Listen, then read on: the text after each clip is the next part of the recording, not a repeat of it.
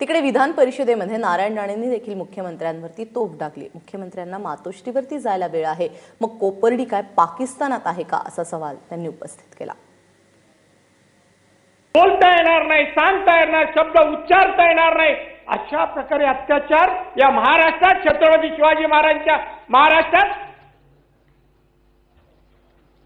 आणि तरी एवढे दिवस होणे काही दखल नाही।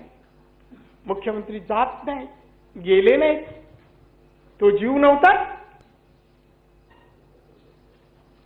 तो जीव नव्हता का जो घेतला त्या आरोपीने? मुख्यमंत्री जेवायला जाऊ शकतात, मुख्यमंत्री विठ्ठलाला प्रार्थना करू शकतात, अन्य दिल्लीला जाऊ शकतात।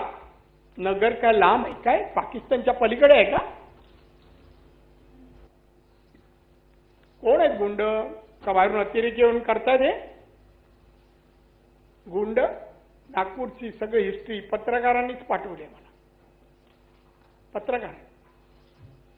और यांच्या घराच्या बाजूला खून होतो मुख्यमंत्र्यांच्या। और नितीन गडकरीच्या मेवण्याच्या घरी चोरी होते, आयुक्तांच्या कार्यालयाच्या बाजूला खून होतो।